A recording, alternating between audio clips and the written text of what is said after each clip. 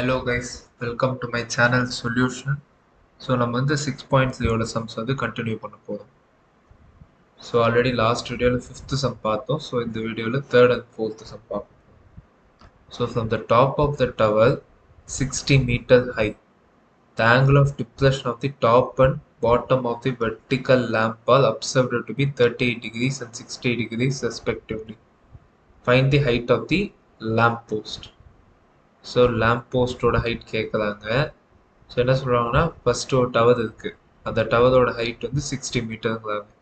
So அங்கேருந்து வந்து நான் வந்து ஒரு லேம்ப் போஸ்ட்டை பார்க்குறேன். ஸோ லேம்ப் போஸ்ட்டோட டாப்பையும் பாட்டத்தையும் நான் பார்க்குறேன். ஸோ டாப்பை பார்க்குறப்போ எனக்கு வந்து ஆங்கிள் ஆஃப் டிப்ரெஷன் வந்து 38 டிகிரி இருக்குது. பாட்டத்தை பார்க்குறப்போ ஆங்கிள் ஆஃப் டிப்ரெஷன் 60 டிகிரிஸாக இன்க்ரீஸ் ஆகிருக்கு. ஸோ இப்போ அவங்க என்ன கேட்குறாங்கன்னா இதை வச்சுட்டு லேம்ப் போஸ்ட்டோட ஹைட்டை கண்டுபிடிக்கிறாங்க. ஸோ ஃபஸ்ட்டு நம்ம வந்து பிடிங்கிற டவரை வரைஞ்சிக்கிறோம். ஸோ லேம்ப் போஸ்ட் வந்து ஆப்வியஸாக வந்து டவரோட குட்டியாக தான் இருக்கணும். ஏன் சொல்கிறேன்னா நம்ம டவரோட டாப்லேருந்து லேம்ப் போஸ்ட்டோட டாப்பை பார்க்க முடியுதுன்னா அப்போ ஆப்வியஸாக லேம்ப் போஸ்ட் வந்து குட்டி ஹைட்டில் தான் இருக்கும் அதோட. ஸோ லேம்ப் போஸ்ட் வந்து குட்டியாக இருக்கிற மாதிரி வரைஞ்சிக்கணும். வரைஞ்சிக்கிட்டு டவரோட டாப்லேருந்து மார்க் பண்ணணும். ஸோ டவரோட டாப்லேருந்து டாப்பை டச் பண்ணுற மாதிரியும், சி தான் டாப் அதை டச் பண்ணுற மாதிரியும் ஒரு லைன், பாட்டமை டச் பண்ணுற மாதிரி ஒரு லைன் ட்ரா பண்ணிக்கணும். ஸோ அதை ட்ராப் பண்ண உடனே அதுக்கு ரெஸ்பெக்டிவாக ஒரு ரெஃபரன்ஸ் லைன் போய் அவங்க ட்ராப் பண்ணிக்கணும். ஸோ தட் அப்போ தான் அந்த ஃபுல் ஷேப் க்ளோஸ் ஆகும். ஸோ அதனால் அப்படி பண்ணுறோம். அதுக்கடுத்து இந்த டவரோட டாப்லேருந்து அந்த டிப்ரெஷன்ஸை மார்க் பண்ணணும். ஸோ இது 38 டிகிரிஸ், இது வந்து 60 டிகிரிஸ். ஸோ ஆப்வியஸாக இங்கே 38 டிகிரினா இந்த லைன் வந்து அப்படி இந்த சைடில் 38 டிகிரிஸ் தான். ஸோ இந்த 38 டிகிரி, ஸோ இங்கே அதே மாதிரி 38 டிகிரி தான். ஸோ சேம் வே இங்கே 60 டிகிரி ரிஃப்ளெக்ட் ஆயிருக்கு அப்படின்னா ஸோ இங்கேருந்து 60 டிகிரி ரிஃப்ளெக்ட் ஆயிருக்கு. ஸோ இது ரெண்டுமே மார்க் பண்ணிட்டோம். ஸோ இதுலேருந்து இப்போ நம்ம வந்து என்ன கண்டுபிடிக்கணும்னா height of the lamp post. So height of the lamp post வந்து ஏசி. ஏசி வந்து x. So AC is also equal to PT இந்த ஃபிகரில் பார்க்குறப்போ. ஸோ நம்ம பிடி கண்டுபிடிச்சாலும் ஏசி கண்டுபிடிச்சிடலாம். ஸோ நம்ம வந்து நமக்கு தெரிஞ்ச நோன் வந்து என்னென்னா இங்கே பிடி மட்டும்தான் நமக்கு தெரியும். ஸோ பிடி தெரிஞ்சதுனால நம்ம பிடி கண்டுபிடிக்கிறது தான் ஈஸியாக இருக்கும். ஓகேவா? ஸோ அதனால் வந்து நம்ம பிடி கண்டுபிடிக்க தான் ஏம் பண்ண போகிறோம்.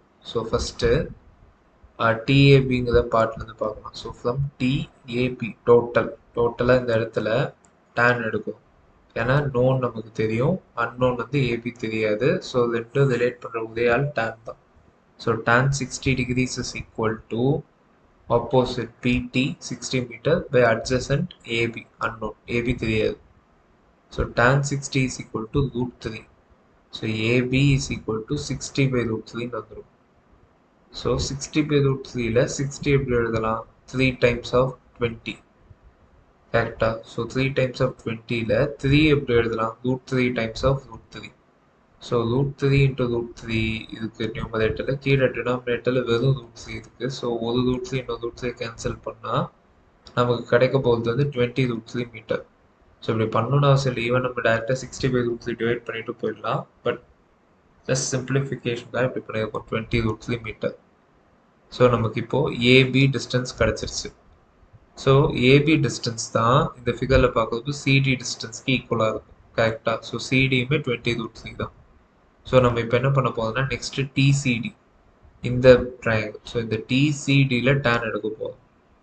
So tan 38 degrees is equal to opposite DD.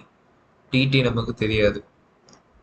Next adjacent CD or DC. So இந்த டிசியோட டிஸ்டன்ஸ் இப்போ தான் கேல்குலேட் பண்ணணும். அதில் டேன் 38 கொடுத்துட்டாங்க. So 0.7813 is equal to dt divided by 20 √3. அப்போ dt is equal to 20 √3 into 0.7813. So இதை வந்து மல்டிப்ளை பண்ணால் நம்ம கிடைக்கிற டிஸ்டன்ஸ் வந்து 27.06 மீட்டர்ஸ். ஸோ டிடியோட ஹைட் வந்து 27.06 மீட்டர்ஸ். ஸோ இப்போ இதை நம்ம கண்டுபிடிச்சிட்டோம். ஸோ ஏன் இதை கண்டுபிடிச்சோம்னா நமக்கு ஆல்ரெடி பிடி தெரியும், பிடி தான் வேணும். அப்போது நமக்கு பிடிலேருந்து பிடி வேணும்னா டிடியை சப்ட்ராக்ட் பண்ணணும் பிடிலேருந்து. அதனால தான் இப்போ டிடியை கண்டுபிடிச்சிருக்கோம். ஸோ டிடிக்கு தான் நமக்கு தேவையானது ஒரு நோன் வேல்யூ. ஸோ அதுக்கு தான் சிடி கண்டுபிடிச்சோம் ஃப்ரம் ஏபி. ஸோ எனிவே இப்போ வந்து dt கிடச்சிருச்சு. ஸோ bt ஆல்ரெடி தெரியும். So bd is equal to bt minus td. So bt 60, இது வந்து 27.06. So 60 minus 27.06 will give you 32.94 meters. So இதுதான் வந்து height of the lamp post. BDயோட height அதே தான் AC. ஸோ AC தான் lamp post. So lamp postோட height 32.94 meters. So இது வந்து third செம்ம கம்ப்ளீட் பண்ணுது. ஸோ நெக்ஸ்ட் செம் வந்து பார்க்கலாம். An aeroplane at an altitude of 1800 meter. So ஒரு ஏரோப்ளைன் இருக்கு. ஸோ அது வந்து 1800 மீட்டர் கிரவுண்ட் லெவல்ல இருந்து ஹைட்ல இருக்கு, ஆல்டிடியூட்ல இருக்கு. So find that two boats are sailing towards it in the same direction. So இங்கே கீனாக அண்டர்ஸ்டாண்ட் பண்ண வேண்டியது என்னன்னா, ரெண்டு போட் வந்து சேம் டைரக்ஷன் தான் செயில் ஆகுது. ஸோ ஆப்போசிட் கிடையாது. முன்னாடி ஒரு சம்பிள் ஆப்போசிட் பார்த்தப்போ அது மாதிரி இங்கே கிடையாது. ஸோ ரெண்டு போட்டுமே சேம் டைரக்ஷன், சேம் சைட்ஸில் தான் இருக்கும். அதுவும் sailing towards it. The angle of depression of the boats as observed from the aeroplanes are 60 degrees and 30 degrees respectively. Find the distance between two boat.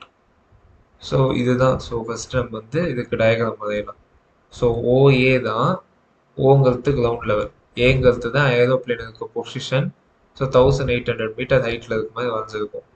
So இங்கேருந்து ரெண்டு ship வந்து அது towards வருது. So ரெண்டு boat வந்து வருது. So ரெண்டு boat P1 P2. So அதோட டிப்ரெஷன் 60 13 கொடுத்துட்டாங்க.